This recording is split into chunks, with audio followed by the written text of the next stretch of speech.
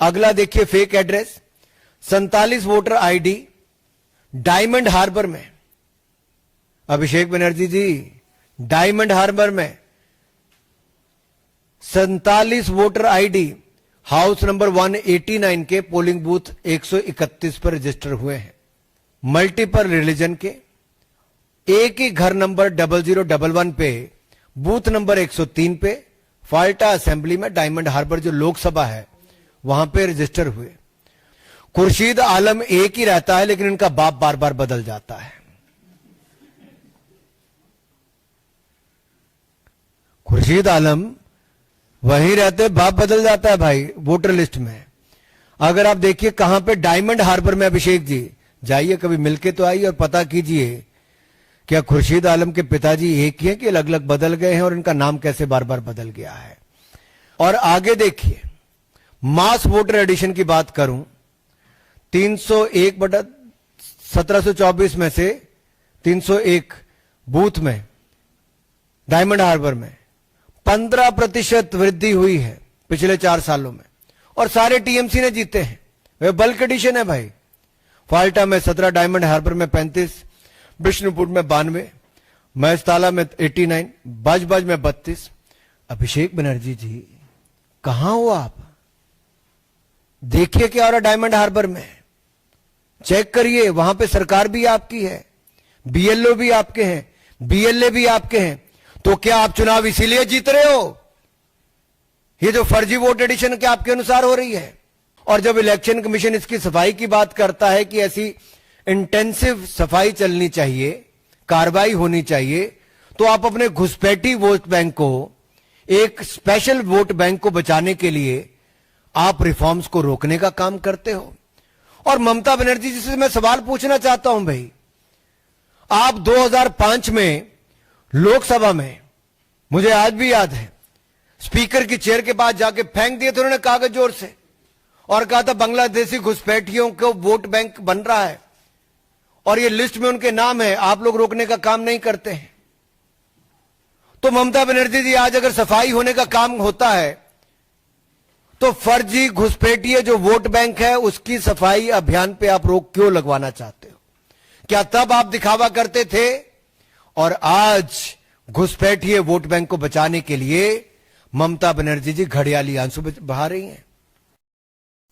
खुर्शीद आलम एक ही रहता है, अगर उसका बाप बार बार बदल जाता है क्यों? इसलिए काहे के लिए ऐसा होता है? डायमंड हार्बाরের सांसद কোথায় অভিষেক ব্যানার্জি? এর উত্তর আপনি দিবেন।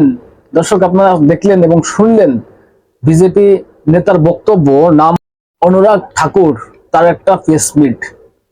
তিনি পরিষ্কার মানে ওই ডায়মন্ড হারবারের কোথায় গন্ডগোল হচ্ছে পুরো লিস্ট ধরে ধরে বলে দিলেন যে এই নামগুলো কি করে বারবার তাদের বাপ বদল যাচ্ছে, কেন অভিষেক ব্যানার্জি কি এটা খতিয়ে দেখবেন? এবং সবথেকে গুরুত্বপূর্ণ যেটা সেটা হচ্ছে ডায়মন্ড হারবার জুড়ে ওই লোকসভা এবং বিধানসভা পুরোটা জুড়ে কত পার্সেন্ট ভোটার বৃদ্ধি হয়েছে সেগুলো নিয়ে আশঙ্কা প্রকাশ করেছেন যে এটাই কি অভিষেক ব্যানার্জি জিতছেন বা এই কারণে কি অভিষেক ব্যানার্জি বারবার এইভাবে জিতছেন? আপনারা দেখেছেন না, 7 লক্ষ ভোটে অভিষেক ব্যানার্জি জিতেছিলেন। 7 লক্ষ ভোটে এটা সম্ভব? আপনারা মেনে নেবেন বা এরকম রেজাল্ট আউট হবে আর এগুলো আমাদের মেনে নিতে হবে? এগুলো আমাদের মেনে নিতে হবে যে 7 লক্ষ ভোটে না, এরকম আরো বেশি হবে কিছু হয়তো, এত ভোটে আপনি জিতেছেন, এটা আপনাদের আমাদের মেনে নিতে হবে? বাংলার মানুষ মেনে নেবে? কি করে জিতেছেন সেটা তো বাংলার মানুষের কাছে পরিষ্কার। অভিষেক ব্যানার্জি 7 লক্ষের বেশি ভোটে জিতেছেন, কিসের জন্য, কোন ভাবে, কি কারণে, সেটা বাংলার মানুষের কাছে পরিষ্কার পরিষ্কার একদম। প্রিয় দর্শক, আমি নয়ন রায়, আপনারা দেখছেন হাবড়া টিভি। দর্শক, কারো 5টা সুযোগ নিয়ে 5টা আসেনি। অথেন্টিক প্রিয় বাস্তব রিয়েল কথাটা বলছি, যেটা সত্য সেটাকে স্বীকার করতে হবে, অন্যায়ের বিরুদ্ধে প্রতিবাদ করতে হবে। অন্যায়ের বিরুদ্ধে আমাদের প্রতিবাদ চলছে, চলবে। তবে আপনাদের বলবো চ্যানেলটা সাবস্ক্রাইব করে পাশে থাকুন, সঙ্গে থাকুন। দর্শক, এবার পয়েন্টে আসি। এবং অনুরাগ ঠাকুর মমতা ব্যানার্জিকে উদ্দেশ্য করে বললেন যে 2005 সালে আপনি লোকসভা ভিতরে স্পিকারের সামনে, তার চেয়ারের সামনে গিয়ে কাগজ ছুঁড়ে মেরেছিলেন। কাগজ ছুঁড়ে মেরেছিলেন কেন, কিসের জন্য? যে বাংলাদেশি অনুপ্রবেশকারী পশ্চিমবঙ্গের ভোটার সিপিএম এগুলো করছে, বাংলাদেশ থেকে ঢুকছে আর তাদেরকে সব ডকুমেন্টস করে দিচ্ছে সিপিএম তাদের ভোটটা পাওয়ার জন্য এগুলো করছে। এবং মমতা ব্যানার্জি আপনি তখন বিরোধী নেত্রী ছিলেন তখন স্পিকারের সামনে গিয়ে প্রতিবাদ করছিলেন যে আপনারা এটাকে সংশোধন করছেন না, আপনারা এটাকে আটকাচ্ছেন না, বাংলাদেশ থেকে অনুপ্রবেশকারী হচ্ছে এবং এই রাজ্যে তারা ভোটার হয়ে যাচ্ছে, সিপিএম তাদেরকে ইউজ করছে। তখন আপনি সরব হয়েছিলেন। আর এখন ক্ষমতায় বসে পাল্টে গিয়েছেন দিদি, আপনি এতটা পাল্টে গিয়েছেন, গিরগিটির মতন রং বদলে ফেলেছেন। দর্শক, আমি সেই ভিডিও এরকম মমতা ব্যানার্জি যে বলেছিল সেই ভিডিও দেখবেন, আমার চ্যানেলে আছে। আমি বলেছি এইসব নিয়ে কথা বলেছি, কিন্তু অনুরাগ ঠাকুর বিজেপির নেতা তিনি আরো একবার স্মরণ করে দিলেন মমতা ব্যানার্জিকে যে আপনি 2005 সালে স্পিকারের সামনে এটা বলেছিলেন যে বাংলাদেশি অনুপ্রবেশকারী হচ্ছে, এটাকে বন্ধ করতে হবে, আপনারা বন্ধ করছেন না, কাগজ ছুঁড়ে মেরেছিলেন স্পিকারকে। আজকে কোথায় গেল সেই প্রতিবাদ কোথায় গেল? আজকে ভোটটা দরকার, তাই না? আজকে শুধু ক্ষমতাটা দরকার। রাজ্য রসাতলে যাক, রাজ্য ডুবে যাক, পশ্চিমবঙ্গের জন্য সারা ভারতবর্ষ বিপদে পড়ুক, কোনো প্রবলেম নেই। মাননীয়ার ক্ষমতা চাই, ক্ষমতা দরকার, আর কিচ্ছু না। বাংলা ডুবে যাক, বাংলার জন্য সারা ভারতবর্ষ বিপদে পড়ুক, কোনো প্রবলেম নেই। বাংলাদেশ থেকে অনুপ্রবেশকারী হচ্ছে, বাংলাদেশ থেকে লুঙ্গি বাহিনী ঢুকছে আর তাদেরকে ইউজ করছে মমতা ব্যানার্জি।